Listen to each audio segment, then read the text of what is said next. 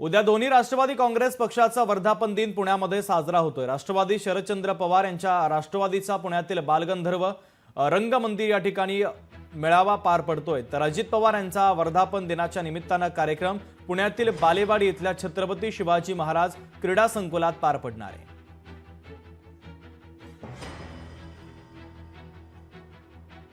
याचा आढावा घेतला आमच्या प्रतिनिधी मीनाक्षी म्हात्रे यांनी। पाहूयात।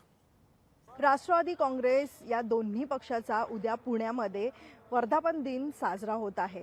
यंदा 26व्या वर्धापन दिनानिमित्त आपण पाहतोय की राष्ट्रवादी काँग्रेस पक्षाचे दोन मेळावे जे आहेत पुण्यामध्ये होत आहेत। अजित पवार यांचा हा वर्धापन दिन जो आहे ते पुण्यातील बालेवाडी या ठिकाणी असलेल्या छत्रपती शिवाजी महाराज क्रीडा संकुल या ठिकाणी होत आहे आणि त्याचीच ही जय्यत तयारी आपण पाहू शकतो। खरं तर आपण पाहतोय की यंदा देखील राष्ट्रवादी अजित पवार यांच्या पक्षाकडून गुलाबी रंगाचा वापर करण्यात आलेला आहे। खरं तर आपण पाहतोय की विधानसभेच्या किंवा यामागच्या निवडणुका ज्या झाल्या त्यावेळी चांगलं यश जे आहे ते अजित पवार यांच्या पक्षाला मिळालं आणि त्यानंतर पुन्हा एकदा आपण आता पाहतोय की येणाऱ्या म्हणजेच येऊ घातलेल्या स्थानिक स्वराज्य संस्थेच्या ज्या निवडणुका आहेत त्याच पार्श्वभूमीवरती पुन्हा एकदा गुलाबी रंगाचा वापर केलेला पाहायला मिळतोय।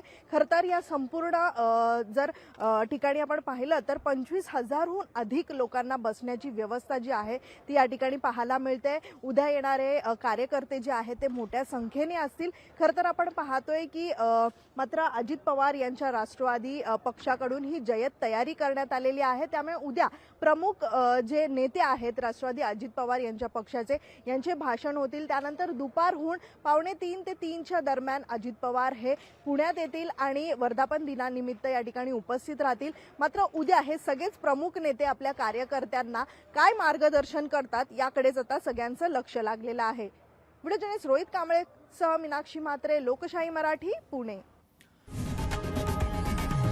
लोकशाही मराठी ऐका, पहा, जागरूक रहा।